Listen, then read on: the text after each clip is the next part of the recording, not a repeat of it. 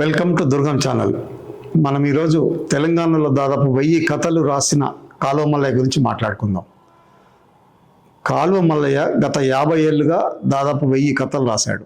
1000 కథలు, 18 నవలలు, 1000 వ్యాసాలు, 8 కవితా సంపుటాలు, 15 సినిమా కథలు, 20 టీవీ సీరియల్స్, 90 పైగా అవార్డులు. ఇది వారి సాహిత్య కృషి. ఎందుకో ఒకరోజు నేను రాయకపోతే నేను బతికున్నట్టు అనిపించదు నాకు అంటాడు. చదవడము, రాయడము నిత్యకృత్యము, ప్రతిరోజు ఆ పని నేను చేయాల్సిందే అని అంటుంటాడు అతను. ఆధునిక బేతాల కథల పేరుతోని తెలంగాణకు సంబంధించిన వర్తమాన రాజకీయాల గురించి, వర్తమాన సామాజిక పరిస్థితుల గురించి రాయడంతో పాటు తను చిన్నప్పటి నుంచి పుట్టి పెరిగినటువంటి తేలుకుంట గ్రామంలో చూసినటువంటి కుల సమీకరణలు, మనుషుల మధ్య సంబంధాలు, మానవ సంబంధాల మీద పుష్కలంగా రాశాడు.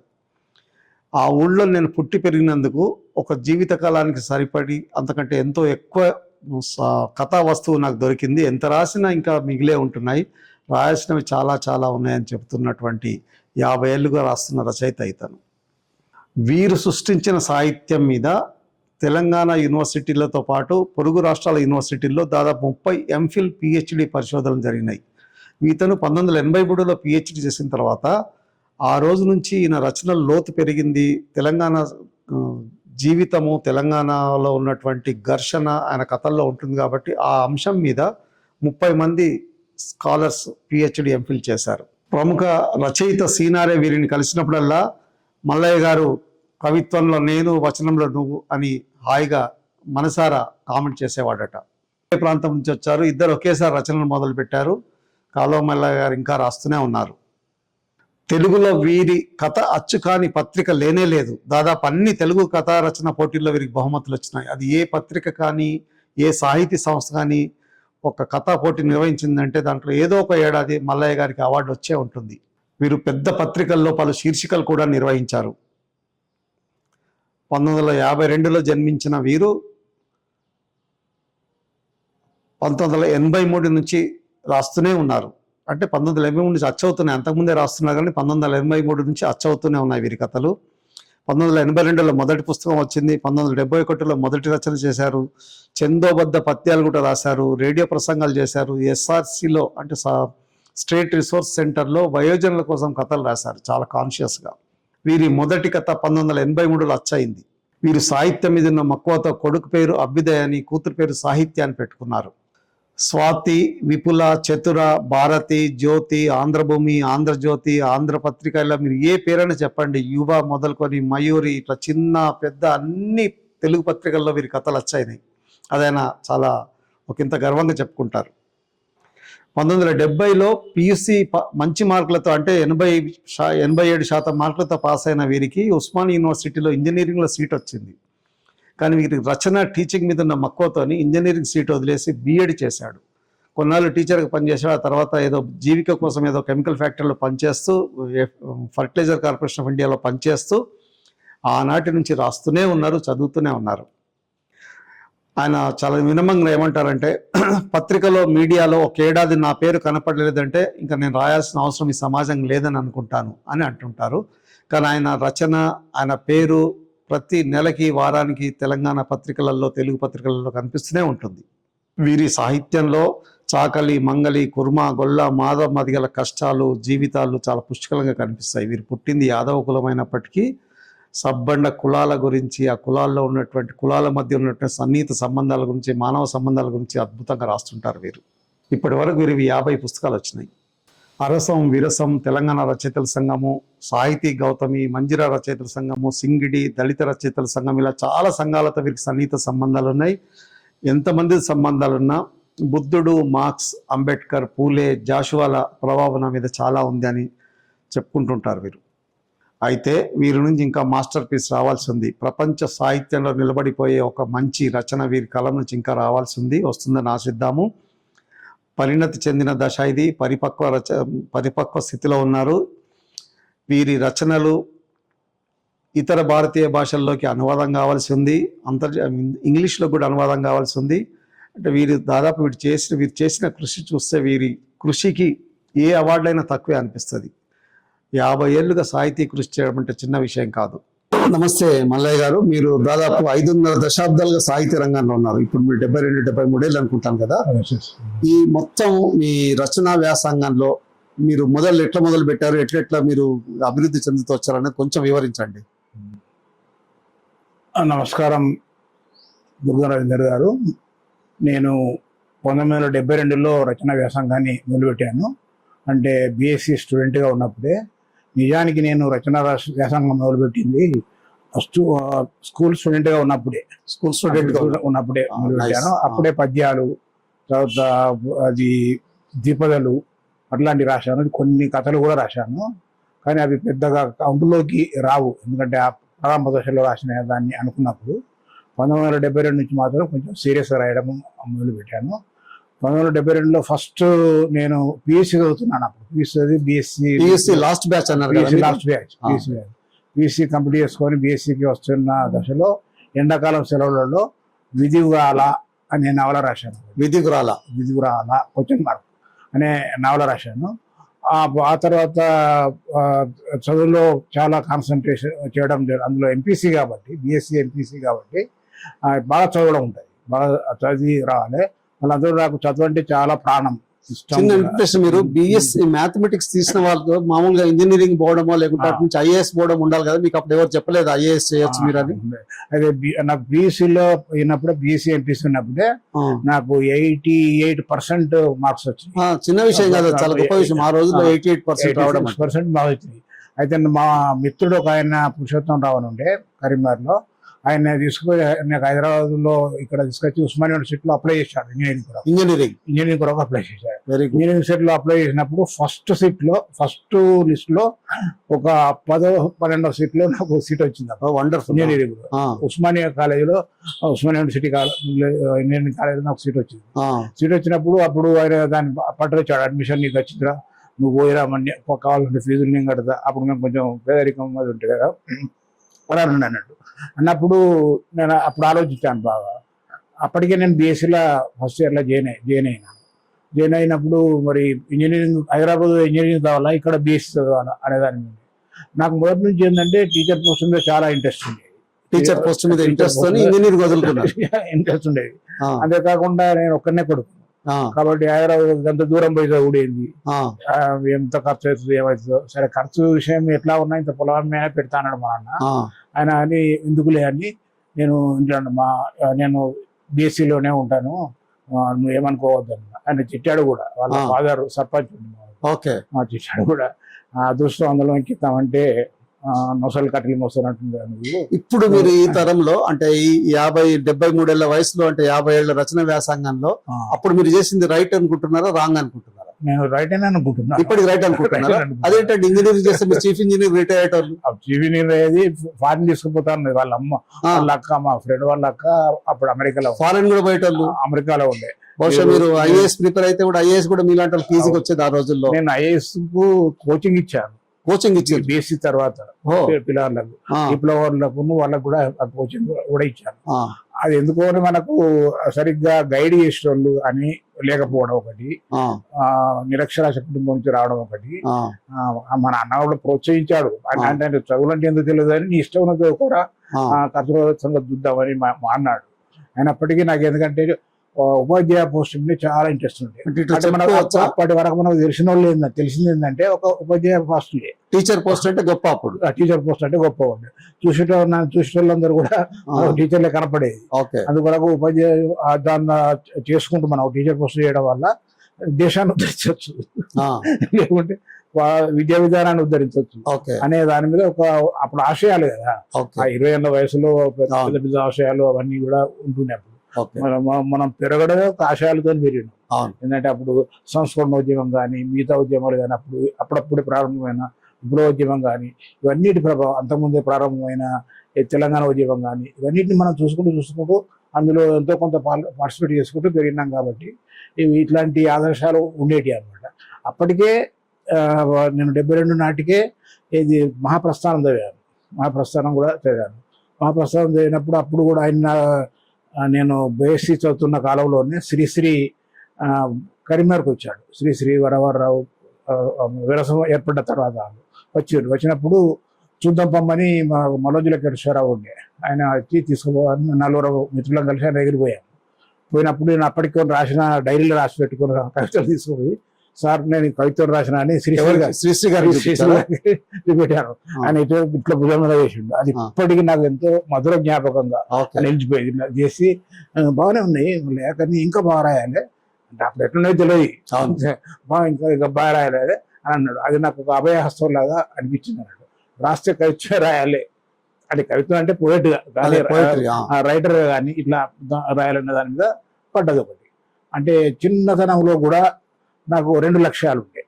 ఒకటి ఏంటంటే మంచి ఉపాధ్యాయుడిగా కావడం, మంచి టీచర్గా ఉండడం ఒకటి, రెండవది కవి కావడం అనేది ముఖ్య లక్షణాలు ముఖ్యంగా ఉండేవి. బాగా సంపాదించి లేకుంటే ఆ ఫారిన్ పోయి ఇంకేమన్నా చేసి చేద్దాం అనేది లేకుంటే అప్పటి నుంచి కూడా లేకుంటే అట్లా దానివల్ల నేను ఉపాధ్యాయుడిగానే చేయాలి. సాహిత్యం సృష్టి ఒకటి చెప్పండి నాకు, ఇంత సాహిత్యం సృష్టించాక మీరు సామాజిక రాజకీయ ఆర్థిక పరిస్థితి మీద అవగాహన పెరిగినాక ఈ రోజు ఆ రోజు మీరు చేసింది రైట్ అనుకుంటున్నారా? ఏ రోజు చేసింది? మీరు టీచర్ ఉద్యోగానికి పోవడమే రైట్ అనుకుంటున్నారా, లేకపోతే ఆ రోజు మీరు ఇంజనీరింగ్ పోయి అటు నుంచి మళ్ళీ ఐఏఎస్ లాంటిది చేసి చాలా పెద్దవాళ్ళు అయ్యేవాళ్ళు కదా? మీరు ఒక స్కూల్లో ఒక ఊర్లో పిల్లలను మార్చడం వేరు, మొత్తం దేశానికి అంతటికి విద్యాశాఖ కార్యదర్శి అవకాశం ఉండేది. మీరు ఐఏఎస్ అయితే కనుక మొత్తం భారతదేశానికి విద్యాశాఖ కార్యదర్శి అవకాశం ఉండేది. అది మిస్ అయిన అనుకోవట్లేదు ఇప్పుడు? అంటే అప్పుడు అని నేను అనుకోవడం లేదు, అంత దూరం ఆలోచించలేదు. అదే కాకుండా నాకు వాటి పెద్ద పదవుల మీద వీటి మీద పెద్ద కాంక్ష అనేది లేకుంది. అయ్యేది ఉంటే ఏది రైటర్ కావాలనేది నేను ముఖ్యంగా రైటర్ కావాలి. ఆ రైటర్ కావాలంటే కూడా మనకు ముఖ్యంగా ఏంది, ఉపాధ్యాయ వృత్తుల్లో చేసుకుంటూ రాసిన వాళ్ళు ఎక్కువ మంది ఉన్నారు, వాటిని చూసుకుంటూ ఉన్న వాళ్ళు కూడా. అందువల్ల ఇది చేసుకుంటూ చేసే వాళ్ళు మనం రైటర్ కావచ్చు, ప్లస్ ఉపాధ్యాయుడిగా మనం ఎన్నో చేయొచ్చు అనే దాని మీద నాకు ఉండే తప్ప ఈ రోజు కూడా అనుకుంటున్నాను అంటున్నాను. నా ప్రశ్న ఏంటంటే ఈ రోజు కూడా ఇంత సామాజిక అధ్యయనం చేసిన తర్వాత కూడా రైట్ చేసిన అనుకుంటున్నారా? నేను ఏం కోల్పోయానని అని చూస్తే ఏం కోల్పోలేదు అనిపిస్తుంది. చాలా సంపాదించుకున్నా అనిపిస్తుంది. ఎందుకంటే అక్కడ పోవడం వల్ల నాకు ఐఎస్ఐ కొంత డబ్బులు వచ్చేది కావచ్చు, హైదరాబాద్లో పెద్ద విల్లా కట్టుకునేది కావచ్చు, లేకపోతే అమెరికాకు పోయి ఇంత ఇది అవుతున్నారు. అమెరికా పోయి నేను రైటర్ కాకపోతే కావచ్చు, అంతే కదా. పెద్ద ఉద్యోగంలో ఉండడం వల్ల పెద్ద దానిలో ఉండడం వల్ల నేను రైటర్నే అవకాశం ఉండేది కావచ్చు, అయితే కావచ్చు, కానీ ఉండే అవకాశం కోల్పోయే అన్ని కావచ్చు, అంతే కదా. అటువంటిప్పుడు మన పెద్ద ఉద్యోగంగా ఉన్నా రైటర్గా ఉన్నా అనేది మనం ఇప్పుడు కంపేర్ చేసుకున్నప్పుడు అప్పుడప్పుడు ఇంట్లో పడుకొని దాన్ని ఆలోచించుకున్నప్పుడు చేసుకున్నప్పుడు I have not done any mistake అనేది చాలా సార్లు అనుకున్నాను. కానీ ఒక ట్రాజడీ ఏంటంటే, నేను అప్పుడు ఆ టీచర్లో ఉంటే బాగుండేది, టీచర్లుగానే ఉంటే బాగుండేది. టీచర్గా ఉండకుండా అప్పుడు ఏమైందంటే కెమిస్ట్గా వేరే కెమిస్ట్గా పోవడం, కెమిస్ట్రీలో అండ్ ఎఫ్సిఐలో కెమిస్ట్రీగా పోవడం వల్ల అది కూడా మంచి ఉద్యోగమే. కానీ ఏంటంటే నేను అనుకున్న పర్పస్ ఇది కాకుండా మరి ఎందుకు పోయానో నాకే అర్థం కాదు. పోవడం వల్ల అది మధ్యలోనే పోవడం వల్ల కొన్ని ఆర్థిక ఇబ్బందులు ఎదుర్కోవడం మాత్రం జరిగింది. కానీ విపరీతమైన లిటరేచర్ రాష్ట్రానికి కొరకు అక్కడ నాకు ఎస్సీ ఎంతో ఉపయోగపడింది. మంచి క్వార్టరు, మంచి వైద్యం, మంచి పిల్లలకు మంచి స్కూలు, ఇవన్నీ ఉండే. కానీ తక్కువ జీతం, అంటే అది సిక్ని యూనిట్ కావడం వల్ల ఇది ఇట్లా అయ్యేది. ఇవన్నీ అవకాశాలు ఉన్నాయి కాబట్టి ఆరాముగా రాసుకుంటానికి కొరకు. మొత్తం మీద మీరు ఒక 1000 కథలు రాశారు, 20 నవలలు రాశారు, ఒక 500-600 వ్యాసాలు రాశారు, 200-300 సాహితీ వ్యాసాలు రాశారు, 5-6 కవిత్వం పుస్తకాలు వేశారు. వీటన్నిటి ద్వారా మీకు ఇప్పుడు ఈ రోజు ఫైనల్ గా రావాల్సినంత గుర్తింపు వచ్చింది అనుకుంటున్నారా జనంలో, బయట సమాజంలో? గుర్తింపుని ఎట్లా గుర్తిస్తారని మనం అనుకున్నప్పుడు అవార్డులతోనే అనుకుంటే మాత్రం రాలేదు. మీకు అవార్డులు కూడా తక్కువ రాలేదు, 100 పైగా అవార్డులు వచ్చాయి. 100 పైగా వచ్చినాయి. ఒక సాహిత్య అవార్డు తప్ప అట్లాంటివి, లేకుంటే జ్ఞానపీఠ ఇట్లాంటివి తప్పితే మిగతా అన్ని ఆల్మోస్ట్ అన్ని వచ్చినాయి. లెవెల్ నేషనల్ ఇంటర్నేషనల్ అన్ని దాదాపు 100 పైగా అవార్డులు వచ్చినాయి, నిజమే. అయితే అంటారు చాలా మంది మీలాంటి వాళ్ళు, మన దగ్గర వాళ్ళు, స్నేహితులు వాళ్ళు కానీ, మీరు రాసిన దానికి తగినంత గుర్తింపు రాలేదని అంటుంటారు. ఒక్కొక్కసారి ఆలోచించినప్పుడు నాకు కూడా అనిపిస్తుంది. ఎందుకంటే 2 పుస్తకాలు రాసుకొని 100 మీటింగులు పెట్టి ప్రచారాలు చేసుకునే కాలం కదా ఇది. అంటే మనం అక్కడనే ఉన్నాం. ఏదైతే కార్బన్ పేపర్లు పెట్టి రాసుకోవడం నుంచి వెళ్ళి స్టార్ట్ అయింది మనది. అవును, స్టార్ట్ అయింది. తర్వాత ఉత్తరాలు రావడం, అవును, తర్వాత ఫోన్లు ఏంటంటే చివరి దశలో మేము ఆ రోజు 97 ఆ ప్రాంతంలో ఫోన్లు వచ్చినాయి మాకు. ఇంటికి ఫోన్ రావడం, ఫోన్లతో సెల్ ఫోన్స్, అప్పటిదాకా సెల్ ఫోన్ కాదు, సర్టి ఫోన్లు cable, okay okay, ground phone, landline. అప్పటిదాకా రోజుకు 10 ఉత్తరాలు వచ్చాయి. ఆ ఉత్తరాలకు అన్నిటికీ సండే నాడు కూర్చొని ఒక కార్డు మీద అడ్రస్ రాసుకునేది. ఓకే, ఉత్తరం రాగానే ఒక కార్డు మీద అడ్రస్ రాసుకుని ఉంచుకునేది. సండే నాడు అయితే తిరిగి దొరుకుతుంది కదా మనకు. సండే నాడు కూర్చొని రాసేది. అంటే పెద్ద పెద్ద వాళ్ళు ఒక 10,000 ఉత్తరం రాస్తే 10,000 రాసేంత మనకు టైం దొరికేది కాదు. ఓకే, అందుకొరకు ఒక కార్డు మీద మాత్రమే అందరికి ఉత్తరాలు రాసేది. మీకు అట్లా వచ్చిన బెస్ట్ ఉత్తరం ఒకటి చెప్పండి, మీకు గుర్తున్నంతలో మంచి ఉత్తరం పెద్దవాళ్ళ దగ్గర ఎక్కడి నుంచి వచ్చింది? బెస్ట్ ఉత్తరం అంటే మనకు నారాయణ రెడ్డి గారి నుంచి వచ్చింది. సి నారాయణ రెడ్డి గారి నుంచి వచ్చింది. తర్వాత కెనడాలో ఒక ఆమె సెటిల్ అయ్యింది, కెనడాలో సెటిల్ అయ్యి ఆమె రాసిందను. నేను ఎవరికి ఉత్తరం రాయలేదండి.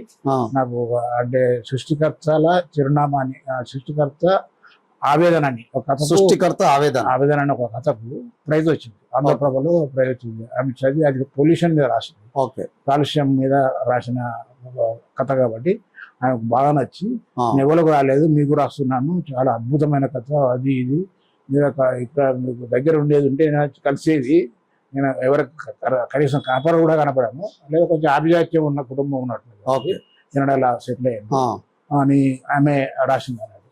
ఇంకొక ఆయన ఏం చేసిందంటే దుబాయ్ నుంచి వెళ్ళి ఒక సాంబయ్య చౌదరి నవల వచ్చింది చూడండి. సాంబయ్య చౌదరి నవల చేతుల్లో వచ్చినప్పుడు అక్కడ చూసిండట. ఆయన చూసి చదివి ఇది నా జీవితం, మనందరి జీవితం, నా జీవితం ఇదేందని చెప్పి ఆయన 1000 రూపాయలు మనీ ఆర్డర్ చేశాడు. మనీ ఆర్డర్ చేశాడు. నేను ఇండియాకి వచ్చినప్పుడు మీ దగ్గరకు వస్తాను, ఇండియాకి వచ్చినప్పుడు మా అన్న ఇంటికి వచ్చాడు, పట్టుకొని 2-3 రోజులు మాత్రం ఉండిపోయాడు. తర్వాత నారాయణ రెడ్డి గారు కూడా రాసి ఒక కవిత మీద రాశాడు. రాసి మల్లయ్య నువ్వు నేను మనం రోజు కనపడే రోజు లేదు. అప్పుడు అయ్యా కూడా రాసి రోజు లేదు. నువ్వు అట్లనే రాస్తూ పోవాలి. మన ఇద్దరు కరిమేర వాళ్ళే, ఇట్లానే ఇద్దరు కరిమేర వాళ్ళే, నాకు ఇట్లా బాగా రాస్తున్నావు అని ఇట్లా అట్లాంటి చాలా మంది. ఒక డిఐజీ రాశాడు. అప్పుడు డిఐజీ ఉన్నాడు, ఆయన పేరేదో జ్ఞాపకం రావట్లేదు. ఆయన మొన్న తెలుగు అకాడమీలో ఉన్నప్పుడు నా దగ్గరికి వచ్చాడు. పేరువారం రాము తెలిస్తే కానీ డిఐజీ అని రావు, ఏదో కృష్ణారావా ఎవరో పోలీస్ ఆఫీసర్, పెద్ద పోలీస్ ఆఫీసర్. ఆయన కూడా లెటర్ రాసి తెలుగు అకాడమీలో నేను పనిచేస్తున్నప్పుడు, అప్పుడు ఒక 10 ఏళ్ల కింద ఉన్నా కదా, అప్పుడు యాదగిరి సారు డైరెక్టర్ ఉండే, ఉన్నప్పుడు ఆయన కిందికి వచ్చిండు, ఆయన దగ్గరికి వచ్చి కూర్చుని మాట్లాడుకుంటూ మాటలు ఇక్కడ మా దగ్గర కళ్ళ మల్లయ్య గారు పనిచేస్తున్నాయని చెప్తే అయ్యో అని రమణ పిలిచి కిందికి పోయి చాలాసేపు అలుముకొని మాట్లాడి ఇది చేసినాడు. అట్లా ఇక సాంబయ్య చదువున వల్ల వచ్చినప్పుడు అయితే వందల వేల ఉత్తరాలు, వందలు ఉత్తరాలు. అప్పుడు ఉత్తరాలే కదా, ఇంకేం లేకుండా ఉత్తరాలు వచ్చేది. అన్ని ఇది మా జీవితం మా ఏజ్ వాళ్ళది, మాకడ కొంచెం మా సమకాలికుల ఏజ్ అందరూ వాళ్ళతో మా జీవితాలను అందులో చూసుకోవడం అనేది జరిగింది. అదేవిధంగా బతుకు పుస్తక నవలు వచ్చినప్పుడు కూడా చాలా స్పందన వచ్చింది. నిజానికి నాకు ఉన్న సంతృప్తి ఏంటంటే, అన్ని అవార్డుల కంటే మించింది ఏంటంటే పాఠకులకు గొప్ప అవార్డులు ఇచ్చారు. పాఠకుల నుంచి వెళ్ళి సామాన్య పాఠకుల నుంచి అవార్డులు ఇచ్చారు. I am the writer of the పాఠకులు, వాళ్ళ కొరకు రైటర్. నేను మేధావుల కోసం లేకుంటే విమర్శకుల కోసము రాయలేదు. నేను సామాన్య పాఠకుల రైటర్ని కాబట్టి నాకు వాళ్ళ నుంచి వెళ్ళి మంచి స్పందన ఉంది. కాబట్టి ఎంతోమంది, ఒక వ్యక్తి వచ్చి మీ కపిల వల్ల నేను ఇట్లా మారిపోయానండి, నా జీవితం ఇట్లా మారింది అంటే అంతకంటే సంతోషం ఏమన్నది. ఈరోజు ఇప్పుడు మీరు వచ్చేవరకు నా ఫోన్లో మాట్లాడుతాను చూడండి, మీ కథలు ఎన్నో ఏళ్ళ నుంచి చదువుతున్నానండి. ఈ రామాయణంలో ఏమున్నది, భారతంలో ఏమున్నది, ఇదంటే ఏంటి, అదంటే ఏంటి, మీరు బాగా రాస్తారు. మీకు ప్రతిసారి ఏదో డౌట్ను తెలుసుకుంటారు. అనంతపూర్ మీరు ప్రశంస గురించి చెప్తున్నారు, మీ సాహిత్యం మీద వచ్చిన విమర్శ గురించి చెప్పండి. విమర్శ గురించి కూడా చెప్తాను. విమర్శలు అంటే డైరెక్ట్ పేపర్లలో మాత్రం ఎక్కడ పెద్ద విమర్శలు రాలేదు. విమర్శలు పెద్దగా వచ్చినట్టేమో కనపడదు. పుస్తక సమీక్షలు కూడా అన్ని అప్పుడు పంపేది కదా. ఇప్పుడు పుస్తక సమీక్షలు కూడా రాస్తలేరు, ఆ పంపడం కూడా లేదు. అయినా కానీ పుస్తక సమీక్షలలో కూడా నెగిటివ్ వచ్చినాయి చాలా తక్కువ, రాలే.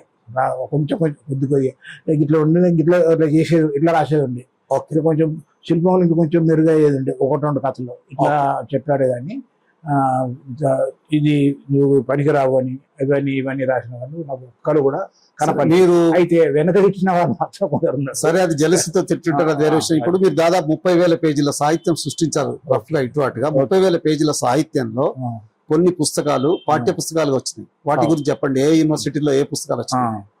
బతుకు పుస్తకం అనే నవల కుప్పం యూనివర్సిటీలో వాళ్ళకు రెఫరెన్స్ బుక్ గా పెట్టారు. రెఫరెన్స్ బుక్ గారు గబ్బిలం జాషువా తాత్విక సప్నం అనే పుస్తకాన్ని ఆంధ్ర యూనివర్సిటీలో వాళ్ళకు సిలబస్లో పెట్టారు. తర్వాత సాంబయ్య చదువు అనే నవల ఇది మన కాకతీయ యూనివర్సిటీలో ఎంఏ విద్యార్థులకు 4 సార్లు వాళ్ళు టెక్స్ట్ బుక్ కింద పెట్టారు, పెట్టారు ఎంఏ విద్యార్థులు. తర్వాత భూమిపుత్రుడు అనే నవల భూమిపుత్రుడు శాతవాహన యూనివర్సిటీలో ఎంఏ విద్యార్థులకు చెప్పాడు. తర్వాత అస్పృశ్య కోయిల అనే నవల కూడా శాతవాహన యూనివర్సిటీలో పెట్టడం ఉంది. నేలతల్లి అనే కథను మన ఉస్మానియా యూనివర్సిటీలో టెక్స్ట్గా పెట్టారు, పాఠ్యాంశంగా పెట్టడం అని జరిగింది. తర్వాత ఇంకోటి భూమి స్వప్నం అనే కథ మహారాష్ట్ర ఇంటర్మీడియట్ టెక్స్ట్ బుక్లు దాన్ని పాఠ్యాంశంగా పెట్టడం జరిగింది. తెలుగు కథని మహారాష్ట్రలో మహారాష్ట్రలో అంటే అట్లా తెలుగు సిలబస్ ఒక సబ్జెక్ట్ ఉంటాయి, తెలుగు ఆప్షన్ గా తీసుకున్న సబ్జెక్ట్. దానిలో 4-5 కథలలో ఇది ఒక కథగా దీన్ని కూడా తీసుకొని పెట్టడం అనేది జరిగింది. ఇంకా చాలా ఉన్నాయి, చాలా పుస్తకాలు కూడా ఉన్నాయి. సరే, ఇప్పుడు మీ సాహిత్యం మీద కొంతమంది పిహెచ్డి ఎంఫిల్ విద్యార్థులు పరిశోధన కూడా చేశారు కదా, ఏ పుస్తకాల మీద ఎవరెవరు పరిశోధన చేశారు సార్ చెప్పండి. అప్పుడు అంటే ఒకటాన్ని కాదు, 97 నుంచి పరిశోధన స్టార్ట్ అయింది. 97 నుంచి మీ సాహిత్యం మీద పరిశోధన స్టార్ట్ అయింది. ఫస్ట్ పర్సన్ ఏంటంటే అలెక్స్ గ్రేటెలిన్ అనే ఒక వ్యక్తి, అమెరికన్ వాళ్ళకు ఫారిన్ లాంగ్వేజ్ రీసెర్చ్ అనేది ఉంటుంది కదా, తెలుగు యూనివర్సిటీ దగ్గర ముడాలిని దగ్గర పిహెచ్డికి జాయిన్ అయ్యాడు ఆయన. నేను అక్కడికి నాకు ఉత్తరం రాశాను. నేను అప్పుడు గోదావరి కనిలో ఉన్నప్పుడు అక్కడికి ఉత్తరం రాశాను. అప్పుడు లెటరే ఇంగ్లీష్ రాసింది ఆయన. ఆయనకు వచ్చిన ఇంగ్లీషే, మనకు వచ్చాను ఇంగ్లీషే. దాన్ని వివరణ రాశాను. దాన్ని పట్టుకొని నేను ఫలానా దగ్గరికి వస్తానని వచ్చినాను. నేను ఇప్పుడు హైదరాబాద్ వచ్చాను. అప్పుడు నేను పేపర్లు దించడానికి వచ్చేది, ఏది ఓపెన్ యూనివర్సిటీ పేపర్లు ఉన్నాయా, ఓపెన్ యూనివర్సిటీ తెలుగు పేపర్లు దించడానికి వచ్చినప్పుడు అక్కడ అబిడ్స్లో రూమ్ ఉంటే అక్కడికి వచ్చి మాట్లాడండి, తీసుకున్నాడు, పర్టికులర్ తీసుకున్నాడు, అవన్నీ తీసుకున్నాడు. అది ఫస్ట్ పిహెచ్డి. అది ఫస్ట్ పిహెచ్డి అంటే సబ్మిట్ చేసిండో చేయలేదో ఆ తర్వాత నాకు తెలియలేదు, కానీ అది నాకు తెలిసిన ఫస్ట్ అది. తర్వాత ఏంటంటే ఇంకోటి సాంబయ్య చదువు అనే నవల మీద కంపేరిటివ్ స్టడీలో ఇది చీరాలకు చెందిన బాపట్లలో చెందిన ఒక విద్యార్థి పరిశోధన చేసిండు. ఏ యూనివర్సిటీలో? కృష్ణ దగ్గర ఎస్సి హైదరాబాద్ సెంట్రల్ యూనివర్సిటీ చేసిండు. అది కూడా కంప్లీట్ చేసినాడు. ఎస్సీలో 4 చేశారు. నేలతల్లి మీద ఒకటి చేశారు, దీని మీద చేసినారు. తర్వాత నేలతల్లి పుస్తకం మీద ఒకటి చేసినారు. ఇంకా 2 మీద కూడా శ్రీనివాసరెడ్డి అని ఒక స్టూడెంట్ చేసిండు, గోలచన్న దాని మీద చేసిండు. అట్లా తర్వాత కాకతీయ యూనివర్సిటీలో ఒక ఫుల్ లెంత్ పిహెచ్డి కథల మీద ఒకరు, మల్లికార్జున అనే సునీత అనే అమ్మాయి నవలల మీద చేసింది. ఆమె 2 పిహెచ్డీలు కాకతీయ నుంచి బన్నాయిలయ దగ్గర వచ్చింది. తర్వాత ఉస్మానియా యూనివర్సిటీలో కూడా చేసింది. మల్లికార్జున అనే ఒక పిల్లాడు చేసిండు. మళ్ళీ వరప్రసాద్ అనే పిల్లవాడు ఇంకో చేసిండు. తర్వాత మద్రాసు యూనివర్సిటీలో ఒక అమ్మాయి చేసింది, ఇక్కడ అమ్మాయి అక్కడ చేసింది. పాండిచ్చేరి యూనివర్సిటీలో చేసింది. ఆంధ్ర యూనివర్సిటీలో ముగ్గురు చేసింది. తర్వాత నాగార్జున యూనివర్సిటీలో చేసింది. ఇట్లా చెప్పుకుంటూ పోతే 30-40 మంది ఎంఫిల్ పిహెచ్డి చేశారు మీ సాహిత్యంలో, కంప్లీట్ చేశారు. ఇంకో ఇప్పుడు 3 ఎవరో చేస్తున్నారు. సో మీ సాహిత్యం మీద పిహెచ్డి ఎంఫిల్ చేస్తున్నారంటే మీరు సమాజాన్ని అద్భుతంగా చిత్రించినట్లు లెక్క. మాలాంటి వాళ్ళు ఏమంటారంటే కొంచెం సీనియర్ జర్నలిస్ట్, తెలంగాణ సంస్కృతి కంపారిటివ్ తమిళ్, కన్నడ, మలయాళీ సంస్కృతితో పోలిస్తే మనది కొంచెం ఇన్ఫీరియర్ కల్చర్ లాగా అనిపిస్తుంది. ఎందుకంటే మనల్ని మనం పరిపాలించుకోవడం 1323లో మర్చిపోయాం. మనం అప్పటి నుంచి 1323 నుంచి మనం విదేశీ పాలకుల కిందనే ఉన్నాం. ఎప్పుడైతే ఏ జాతి ప్రజలైతే విదేశీ పాలకుల కింద ఉంటారో వాళ్ళ సంస్కృతి కొంచెం ఇన్ఫీరియర్ గా మారుతుంది అన్నది ఈ విషయంలో మీరేమంటారు? ఏకీభవిస్తారా? అది నిజమే. తెలంగాణ సంస్కృతి ఉన్నతమైంది కాదు. తెలంగాణ సంస్కృతి ఉన్నతమైంది కాదంటే, ఉన్నతం అంటే ఏది, వాటి ఉన్నతం అంటే ఏంటిది, జానపదం తీసుకోండి, లైఫ్ స్టైల్ తీసుకోండి, మనం ఎట్లా నిర్వచిస్తాం ఉన్నతం? ఇక్కడ ఉండే కుల వ్యవస్థ తీసుకోండి, సామాజిక వ్యవస్థ, ఆర్థిక వ్యవస్థ, ఉత్పత్తి, పరిశ్రమలు. ఇప్పుడు భారతదేశమే ఒక కుల వ్యవస్థ ఉన్న దేశం, కులం ప్రధాన పాత్ర వహించే దేశం. అటువంటిప్పుడు ఫ్యూడలిజం అనేది, ఫ్యూడల్ వ్యవస్థ అనేది ప్రతి నరనరాన జీవించుకొని ఉన్న దేశం భారతదేశం. భారతీయ గ్రామం అంటేనే ఫ్యూడల్ గ్రామంగా ఉన్నది. అందులో భాగంగానే ఇక్కడ కూడా ఉన్నది. అయితే ఇక్కడ మీరు అన్నట్టుగా ఇక్కడ కొంచెం ఎక్కువ, ఎందుకంటే మీరు అన్నట్టు 1300 అప్పటి నుంచి వెళ్ళి నైజాం కాలంలో వాళ్ళ ప్రతాపరుద్రుడు చనిపోయినప్పుడు మనం పరిపాలించుకున్నాం. ఆ తర్వాత ఎప్పుడు మనం పరిపాలించుకోలేదు. Exactly correct. 800 ఏళ్ళు వాడు నిజాం వాళ్ళు, వంశం వాళ్ళందరూ పరిపాలించుకొచ్చారు. ఆ తర్వాత ఒక 4-5 ఏళ్ళు మనం పరిపాలించుకునే టైంకి, 5 ఏళ్ళే మనం చూసే టైంకి మళ్ళీ వీళ్ళు వచ్చారు, ఆంధ్రులు వచ్చారు పరిపాలించారు. మొన్నటి వరకు కూడా 2014 వరకు కూడా మనం పరిపాలించుకోలేదు. అంటే ఒక విధమైన, ఎందుకంటే నిజమే ఒక ఇన్ఫీరియారిటీ కాంప్లెక్స్ అనేది మనకు ఉన్నది, నాకు కూడా ఉన్నది, చెప్తున్నాం కదా. ముఖ్యంగా పీడిత కులాలలో ఇన్ఫీరియారిటీ కాంప్లెక్స్ ఉంటుంది. ఎందుకంటే మొదటి వాడు అణచివేతకు గురి అయిపోతాడు, ధైర్యంగా మాట్లాడలేడు. ఇప్పుడు ఒక కమ్మ కత్తి ఉంటుంది ఆ గొల్లం దగ్గర, ఆయుధం అది, గొడ్డలు ఉంటాయి గొల్లం దగ్గర, కానీ వాడిని అయ్యబాంచనే అంటాడు. ఇప్పుడు గౌన్లం దగ్గర మొస్తా ఉంటుంది, కత్తి ఉంటుంది, కానీ వాళ్ళ దగ్గర ఈ ఆయుధం ఉన్నప్పుడు తన దగ్గర ధైర్యం ఉండాలి కదా. ఆ ధైర్యం రాదు. ఎందుకు రాదు? వాడు జీవితం అంతా బానిసత్వంలో పడి ఉన్నాడు, అయ్యబాంచన అనుకుంటూనే ఉన్నాడు, గొడవ చెప్పినట్టు వినుకుంటూనే ఉన్నాడు. అందుకొరకు ఇది ఉన్నది కాదు. దాన్ని కూడా నేను చెప్పించాను నా కథలలో.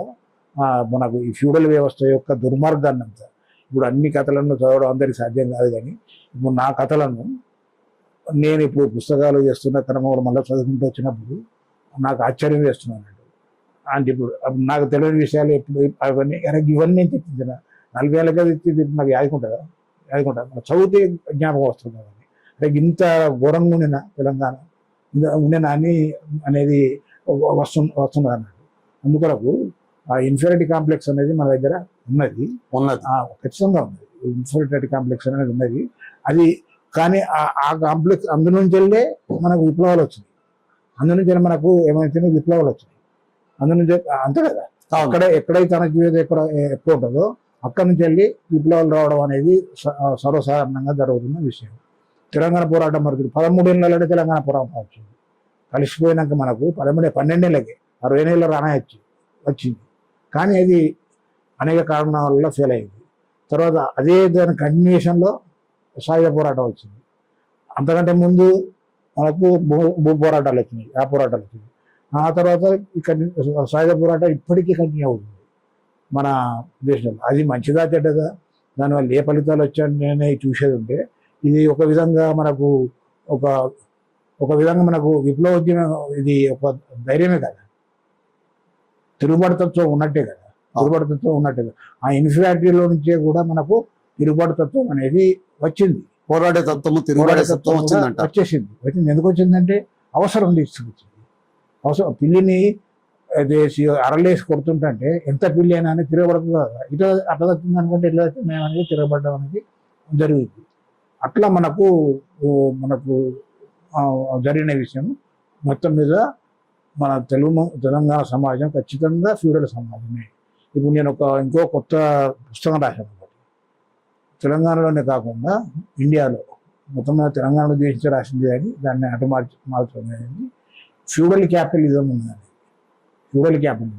ఇది ఫ్యూడలిజం ఉన్నది, వాడు క్యాపిటలిజం ఎదుగుతున్నది. అంటే వీడు ఫ్యూడలిస్ట్ కంటే క్యాపిటలిస్ట్ కంటే కూడా బలవంతుడు. ఎందుకంటే ఇటు ఫ్యూడలిజాన్ని అట్లనే ఉంచుతున్నాడు, తర్వాత క్యాపిటలిజాన్ని యాక్సెప్ట్ చేస్తున్నాడు. అంటే ఎంత బలవంతుడు? బలవంతుడు కాదా? లిబరలిజం ఉండాలి, తర్వాత క్యాపిటలిస్ట్గా మారాలి. క్యాపిటలిస్ట్ అయితే ఏంటంటే ధనంగా ఆయుధాలలో వాడు బలవంతుడిగా తయారైపోతుంది. కానీ మరి అట్లన్నీ విదేశాల్లో ఉన్నట్టు క్యాపిటలిజం రావడం వల్ల ఫ్యూడలిజం పోయిందా, మనస్తత్వం పోయిందా? పోలేదు. ఇక్కడ పోయింది అన్నది. మరి ఇన్ని అవలక్షణాలు ఉన్న సమాజాన్ని, అక్కడ ఉండే సంస్కృతిని, ఉత్తమ సంస్కృతిని ఎట్లా అనుకుంటాం మనం? ఉత్తమ సంస్కృతి అని ఎవరన్నారు? కాదు కదా, ఒప్పుకుంటున్నారా? మన ఉత్తమ సంస్కృతి కాదు. ఉత్తమ సంస్కృతి అని ఎవరన్నారు? ఇక్కడ ఏముత్తమ సంస్కృతి? మనదైన సంస్కృతి మనకు ఉంది, కానీ దాంట్లో ఉత్తమ లక్షణాలు సంస్కృతి మనకు ఉంది. ఒక పోరాడే తత్వం ఉంది, ఒక విరోచితంగా పోరాడే తత్వం ఉంది, సహనత్వం ఉంది, దాంతోపాటు తిరుగుబాటు తత్వం ఉంది. ఇవన్నీ ఉన్నాయి. కానీ బానిస సమాజాన్ని, లేకుంటే ఈ సమాజాన్ని మనము గొప్ప సమాజం, గొప్ప సంస్కృతి అని ఎట్లా చెప్పుకుంటాం? మనం చెప్పుకోవాల్సిన అవసరం ఏమున్నది? మీకు తెలిసినప్పటి నుంచి, మన సాయుధ రైతాంగ పోరాటం రోజు నుంచి మొన్న జరిగిన తెలంగాణ మలిదశ ఉద్యమం వరకు, నేను అనుకోవడం తెలంగాణలో కనీసం 1,00,000 మంది చైతన్యవంతులైన నిప్పు కణికల్ లాంటి యువకులు లేదా పురుషులు, స్త్రీలు చాలా మంది చనిపోయినారు. వాళ్ళందరూ బతుకుంటే తెలంగాణ సమాజం ఎట్లుండేది అనుకుంటున్నారు? నేను రాస్తున్నప్పుడు అక్కడ గోదావరికన్లే ఎక్కువ టైము, అంటే ఆ ఉద్యమాలు జరుగుతున్న టైంలో ఎక్కువ టైం గోదావరికన్లే ఉన్నది కదా. ప్రతిరోజు ఏదో ఒక వార్త, బాంబు పేలిన వార్త, మన పక్కనే బాంబు పేలినట్టు. ఆ గొడవతల ప్రహరీ గొడవ ఉంది, ప్రహరీ గొడవతలనే ఎన్కౌంటర్లు జరిగేటి, అవన్నీ జరుగుతుంది. తెల్లర వరకు వార్త. ఇప్పుడు సంక్షేమ ప్రభుత్వాలు వచ్చిన తర్వాత సాయుధ పోరాటాలు సక్సెస్ కావడం అనేది కాని పని. చూడండి, మీరు బ్యాక్ చరిత్రను మనకు, అంటే విప్లవాల చరిత్రను చూసుకున్నప్పటికీ, ప్రపంచ చరిత్రను చూసుకున్నప్పటికీ, ఏ సాయుధ పోరాటం కూడా ఏది సంక్షేమ ప్రభుత్వాలు వచ్చిన తర్వాత, ప్రజాస్వామ్యం వచ్చిన తర్వాత సక్సెస్ అయినాయా? ఏ దేశంలో అయినాయా? కాలేదు. ఇప్పుడు రష్యా విప్లవం కానీ. ఈ సందర్భంలో రచయితల రోల్ ఏంటి? సమాజాన్ని చైతన్యపరచడానికి రచయితల రోల్ ఏంటి? ఆ రోల్ మీరు పర్ఫెక్ట్ నిర్వహించాలని అనుకుంటున్నారా? నిన్ను మొదటి చాలా ఏళ్ళ నుంచి, 10-15 నెలల నుంచి అండి ఈ విషయం మీద రాస్తున్నాను. వద్దు నాన్న, వాళ్ళకు కూడా లెటర్స్ రాశాను. విప్లవం వద్దనా? తిరుగుబాటు, సాయుధ పోరాటం అక్కడ మీరు అక్కడ ఉండి కాదు, ఇక్కడ ఉండి చేద్దామనండి. లోపల ఉండి కాదు, ఇక్కడ ఉండి చేద్దాం. ఎంత చేస్తావు? శత్రు రోజు రోజుకు బలవంతులు అవుతున్నారు, అమ్యునేషన్ పెరిగింది. మనం గెరిల్లా పోరాటాలు చేసే దశ కాదు ఇది. ఎక్కడి నుంచి చాటుకుంటూ బాంబేసే దశ కాదు. వాడు ఒక డ్రోన్ పట్టుకుని ఉంటే నేను మొత్తం ఇది చేసే ప్రాణం ఉన్నది. అట్లనే పిరికివాడిని కాదు నేను. ప్రాణాల కొరకు భయపడేవాడిని కాదు. మీరు కూడా ప్రాణాల కొరకు ఇచ్చారంటే ప్రాణం విలువ చెప్పడానికి కొరకు కాదు. కానీ ఇది అనవసరం ఏం కాదు. దాంట్లో ఫలితాలు వచ్చినాయి, ఫలితాలు తర్వాత చెప్తాను. కానీ ఇవన్నీ బలిదానాలు ఎందుకు? బలిదానాలు లేకుండా కూడా మనం సాధించుకోరాదా? State socialism సాధించుకోరాదా? ఎందుకు కాదు? మరి పోనీ సాయుధ పోరాటం ఉన్న దేశాలలో సాయుధ పోరాటం లేని దేశాల కంటే సుఖంగా బతుకుతున్నారా? ఇది ఒక క్వశ్చన్, మీరు ఆలోచించండి. సాయుధ పోరాటం ఉన్న దేశాలలో సాయుధ పోరాటం లేని దేశాలు ఉన్నాయి. దేశాలలో ఎక్కువ సుఖం ఉన్నదా? ఇక్కడ ఉన్నదా? మనం అనుకున్న సమానత్వం కానీ, మనం అనుకున్న స్టేట్ సోషలిజం కానీ ఏ దేశాలలో ఎక్కువ ఉన్నది? ఈ నేపథ్యంలో మీరు రాసిన పుస్తకాలలో బాగా అమ్ముడుపోయిన పుస్తకం ఏముందండి జనాల్లో? ఈ సామాజిక రాజకీయ, తెలంగాణ సామాజిక రాజకీయ ఆర్థిక నేపథ్యంలో వివరిస్తూ రాసిన, మీరు చాలా సార్లు కూడా బహుజన తత్వం బ్యాక్ డ్రాప్ లో రాసుకున్నారు. సాహిత్యం అంతా కూడా నేను గమనించినంత మేరకు ఈ బ్యాక్ డ్రాప్ లో రాసిన ఏ పుస్తకం ఎక్కువ రిసీవ్ చేసుకున్నారు పాఠకులు? అంటే ఎక్కువ కాపీస్ అమ్ముడుపోయింది. మనం ఎట్లా చూస్తాం ఏ పుస్తకం ఎక్కువ అమ్ముడుపోతే? అంటే ఇప్పుడు సాధారణంగా నేను రాసిన అన్ని పుస్తకాలు కూడా ఇప్పుడు నేను చెప్తాను కదా, శాంపుల్ కాపీలు కూడా నా దగ్గర దాదాపు అమ్ముడుపోయినాయి. దాదాపు అన్నీ అమ్ముడుపోయినాయి. అయితే నాకు పైసలు రాలేదు. నాకు పైసలు వచ్చినాయి తప్ప. ఎందుకంటే బట్టి ఇవ్వడం కానీ, లేకుంటే అడిపోయినప్పుడు కానీ షాపులో పెడితే అమ్ముడుపోతాయి. వాడు మరి పైసలు ఇవ్వంటే ఇయ్యాడు, వాపస్ ఇవ్వమంటే ఇవ్వడు. అంటే పోయినట్టే కదా. ఇట్లాంటి చాలా పుస్తకాలు ఉన్నాయి. అయితే మాదిగ విజయం అనే ఒక నవల ఉన్నది. మీరు చూసి ఉంటుంది. మాదిగ విజయం అన్న నవల మాత్రం చాలా విపరీతంగా పోయింది. ఒక 1 year లోపలనే, ఒక 1 yearలోనే 1000 కాపీలు దాదాపుగా పోయినాయి. తర్వాత వాళ్ళు అడిగిండ్రు కానీ ఎక్కడంటే చూసుకోండి అని చెప్పి నేను మళ్ళీ వేయలేదు. తర్వాత ఇప్పటికీ ఫోన్లు వస్తూనే ఉంటున్నాయి, కాపీలు కావాలని, అది వస్తూనే ఉంటుంది. తర్వాత ఇంకొకటి ఏంటంటే ఒక వ్యాసం, మీరు కులరహిత భారతం అనే పుస్తకంలో ఒక వ్యాసం రాశారు. అది చూసినప్పుడు దానిలో ఏంటంటే ఇది అధినాయకత్వం ఎవరి చేతిలో ఉండాలి, అణగారిన జాతుల్లోనే అధినాయకత్వం ఉండాలి అనేది ఆంధ్రజ్యోతిలో రాసిన. దానికి వేల ఉత్తరాలు కదా, ఫోన్లు, ఒక 15-20 రోజులు, రోజుకు కొన్ని పదులు ఫోన్లు నాకు రానివ్వండి. అధినాయకత్వం ఎట్లా ఉండాలి అనే బీసీని తిట్టేది కొందరు. అంటే వీళ్ళందరూ 500-600 ఫోన్లలో ఒక 450-60 వరకు ఎస్సీలు చేసింది. 40-50 మంది బీసీలు. ఆ బీసీలల్లో సగం మంది మెచ్చుకున్నారు, సగం మంది దళితులకి సహాయం సపోర్ట్ చేస్తావు, నువ్వు ఏం మనిషి తిట్టిన వాళ్ళు కూడా ఉన్నారు. ఇట్లాంటివి ఉన్నారు. దానికి కూడా వచ్చింది. తర్వాత ఒక నవల ఉన్నది, తెలంగాణ దేవదాస్ అని ఒక నవల. తెలంగాణ దేవదాస్ అని తెలంగాణ నేపథ్యంలో, తెలంగాణ సాంస్కృతిక సామాజిక నేపథ్యంలో దేవదాసు అంటే ఇలా ఉంటుంది, ప్రేమలు అంటే ఇలా ఉంటాయి. ప్రేమలు విఫలం అయ్యేది ఉంటే ఆ దేవదాసు లాగా ఆత్మహత్యలో చేసుకుంటేనా, ఇంకేమన్నా ఇప్పుడు జరుగుతున్నట్టు సినిమాలో చేసినట్టు చేసుకున్నా అనే దాని మీద రాసిన నవల. దానికి కూడా విపరీతమైన స్పందన రావడం అనేది జరిగింది. తెలంగాణ దేవదాసు కూడా విపరీతమైన స్పందన రావడం జరిగింది. మొత్తం మీద చాలా కథలు అంటే అప్పుడు చదివి ఒక 1 వీక్లనే వదిలిపెడతారు కదా. నవల కొంత ఎక్కువ కాలం ఉంటాయి, ఎక్కువ కాలం ఉండదు, ఎక్కువ కాలం ఉంటుంది, ఎక్కువ పేజీలు ఉంటాయి, ఎక్కువ చదవడానికి ఇది ఉంటుంది కదా. కథల కంటే కూడా నవలలకి నాకు చాలా, ప్రతి నవల నాకు ఏదో అవార్డును తెచ్చిపెట్టింది, మంచి పేరును కూడా తెచ్చిపెట్టింది. కథలు కూడా తెచ్చిపెట్టినాయి అనుకోండి, కథలు కూడా మంచిగానే తెచ్చిపెట్టినాయి. అది తర్వాత బతుకు పుస్తకం కూడా మంచి పాపులారిటీ. బతుకు పుస్తకము, మెతుకు పుస్తకం కూడా రాశారు. మెతుకు పుస్తకం అది కూడా సామాజిక సమస్య, కార్మిక ఫ్యాక్టరీ క్లోజర్ ఉంది కదా, ఓకే, ఆ ఫ్యాక్టరీ గురించి రాసిన ఆ పుస్తకం. తర్వాత అన్నిటికంటే ఇంకా నాకు మొట్టమొదటిలో మంచి పేరు తెచ్చిపెట్టిన పుస్తకం ఏంటంటే అవ్వతోడు గిది తెలంగాణ. అవ్వతోడు గిది తెలంగాణ అండి. చిన్న కథలు, ఒక 50 కథలు.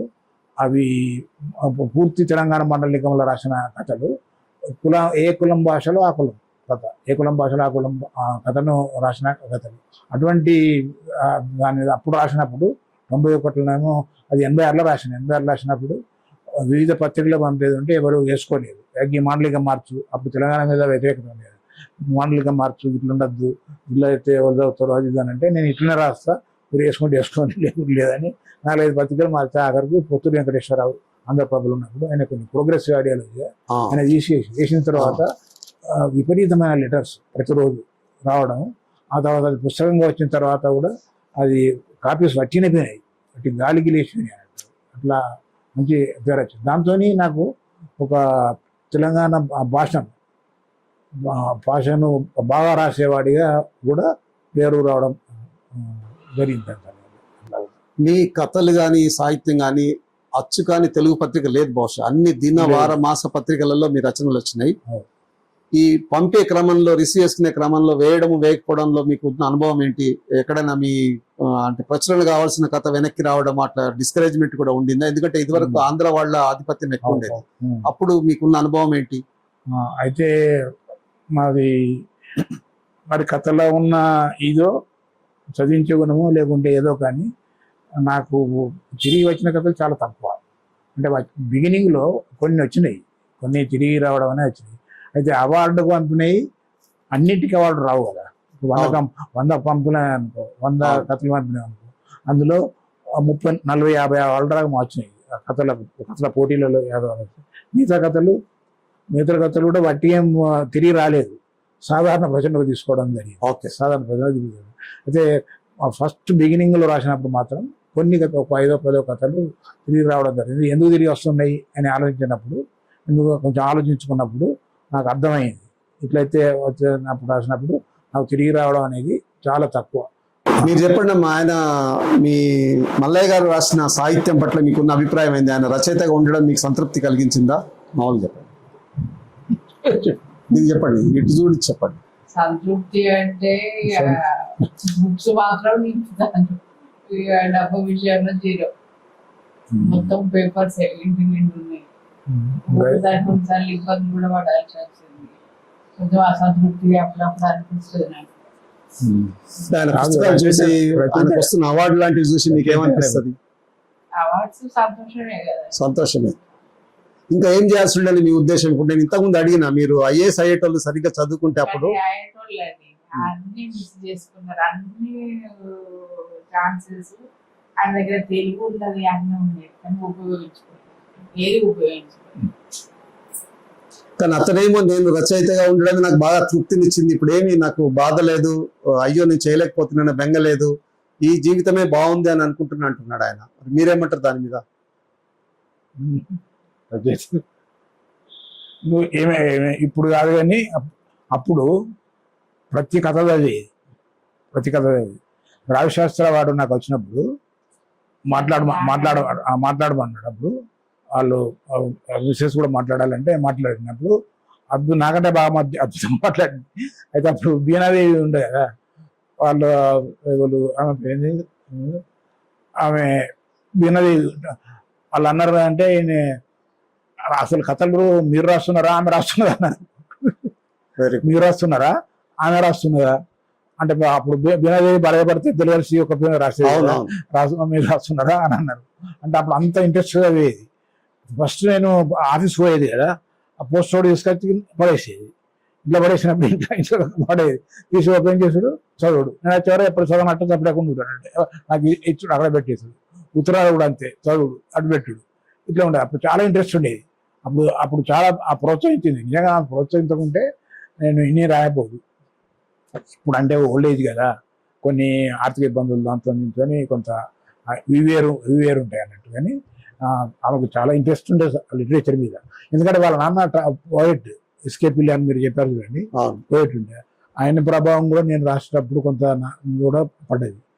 ఈమె కూడా అప్పుడు రాస్తానని ప్రారంభించింది. రాస్తానప్పుడు ఒక కాపీ ఇస్తే కాపీలో రాసింది, రాజీ గిట్ట రాయాలి గట్ల రాయాలని నేను చెప్తే నువ్వు నాకు గిన్నె చెప్తావని చెప్పి రాసి పని చేసింది అన్నట్టు మనం ఇది చేస్తున్నారు. అందుకొరకు ఏంటంటే ఆమెకు అసంతృప్తి అంటే డబ్బులు ఎక్కువ సంపాదించలేదని అసంతృప్తే, కానీ నాకు డబ్బుల మీద ప్రేమ లేనే లేదు. ఇట్లా ఉన్నా కానీ డబ్బులు సంపాదించాలంటే సంపాదించుకోవచ్చు, కానీ నేను డబ్బుల మనిషిని కాదలుచుకోలేదు. అయితే యువ రచయితలు ఆలోచించాల్సింది ఏంటంటే వాళ్ళు బాగా అధ్యయనం చేయాలి. ఇప్పుడు అధ్యయనం చేయడం లేదు, పుస్తకాలు చదవడం లేదు, తమ పుస్తకాలు తమ తప్ప ఇతరుల పుస్తకాలు చదవడం లేదు. అదే కాకుండా బుక్ కల్చర్ పోయి లుక్ కల్చర్ వచ్చింది. లుక్ కల్చర్ రావడం వల్ల ఏమవుతున్నారంటే ఇది మీడియా, ఫేస్బుక్ రైటర్స్గా చాలామంది మారిపోవడం అనేది జరుగుతుంది. ఇది సరైనది కాదు. కొంచెం పుస్తకాలు బాగా చదవడం అనేది ఒక విషయం. తర్వాత రెండో విషయం ఏంటంటే ఈ యువ రచయితలందరూ కూడా 1-2 పుస్తకాలు రాసి మాతోనే భూమి పుట్టింది, మేము మాతోనే భూమి పుట్టినది అన్నట్టుగా ప్రవర్తించడం అనేది జరుగుతుంది. అది కావద్దని కాదు, ఆత్మవిశ్వాసం ఉండాలి, సగర్వంగా చెప్పుకోవాలని రచయిత అనడానికి ఉండాల్సింది నిజమే. కానీ నీకు పూర్వం ఉన్నాడు, నీ తర్వాత ఉంటారు, నీకు మధ్యలో ఎవరు ఉన్నారు, నీతోని కూడా ఉన్నారు అనేది కూడా గ్రహించాల్సిన అవసరం ఉన్నది. తర్వాత మూడో విషయం ఏంటంటే వాళ్ళు రాసినప్పుడు నేను ఎందుకోసం రాస్తున్నాను అనేది తాను ప్రశ్నించుకోవాలి. ఫస్ట్ యువ రచయితలందరూ కూడా రాసే ముందు నేను ఎందుకోసం రాస్తున్నాను, డబ్బు కోసం రాస్తున్నానా, లేకుంటే పేరు కోసం రాస్తున్నానా, లేకుంటే ఏమన్నా సమాజానికి ఉపయోగపడడానికి కొరకు రాస్తున్నానా అనే దాని మీద ఒక క్లారిటీ తెచ్చుకోవాలి. ఎందుకంటే అనేక రచనలు వస్తూనే ఉన్నాయి. నువ్వు రచనలు రాయకున్నా చెత్త రచనలు రాయడం కంటే చెత్త రచనలు అంటూ ఏముండవు, కానీ వాటి ప్రయోజనం లేని రచనలు రాయడం కంటే రాయకుండా ఉండడమే మంచిది అనేది నా ఉద్దేశం. అందుకొరకు ఈ 3 విషయాలలో క్లారిటీ తెచ్చుకోవాలి. పేరు కోసమా, డబ్బు కోసమా, ఇది కాదు. డబ్బు కోసం రాయడం అయితే ఈ రచనలు చేపట్టవలసిన అవసరం లేదు, ఇంకేమైనా పని చేసుకోవచ్చు. ఏంటంటే చిన్న టేలా పెట్టుకున్నా అని ఇంతకంటే ఎక్కువ డబ్బులు వస్తాయి, అందుకొరకు రచన చేయవలసిన అవసరం లేదు. అదే కూడా పేరు కోసం అని అంటే పేరు కోసం ఎవరికైనా కొంచెం పేరు రావాలని ఎవరికైనా ఉంటుంది రాసినప్పుడు, అది కొంత మేలే, కానీ సాహిత్యానికి ప్రయోజనం లేకుండా రాయడం అనేది అనవసరం. సామాజిక ప్రయోజనం అంటూ లేకుండా రచనలు చేయడం అనేది అనవసరం అనే విషయాన్ని యువ రచయితలు భావించాల్సిన అవసరం ఉంది. తర్వాత ఇంకో 4వ పాయింట్ ఏంటంటే రచయితలకు అనేది ఒక సింప్లిసిటీ ఉండాలి. వాళ్ళు 4 రాయంగానే 1 2 రాయంగానే చాలా విరవీపు గర్వపడడం అనేది జరుగుతుంది అన్నట్టు. ఆత్మవిశ్వాసం వేరు, గర్వం వేరు. అందుకొరకు ఈ సింప్లిసిటీ అనేది అలవర్చుకుంటే, వినయం విధేయతలు వీటిని అలవర్చుకుంటే వాళ్ళు బాగా ఉపయోగొస్తారు. తర్వాత ఇంకేంటంటే who is in need of writings ఎవరి గురించి రాయాలి, మనము దేని గురించి రాయాలి అనేది ఇప్పటి సామాజిక పరిస్థితులలో ఎవరిని గురించి రాయాల్సిన అవసరం ఉందనేది రచయితలు తెలుసుకుంటే మంచిది. ఎందుకంటే భవిష్యత్తు అంతా కూడా యువ రచయితలే ఉన్నది. ఎందుకంటే మా తరం వాళ్ళు దగ్గరికి వచ్చారు కాబట్టి యువ రచయితలందరూ కూడా మనం దేన్ని రాయాలి, ఎవరి గురించి రాయాలని తెలుసుకోవాలి.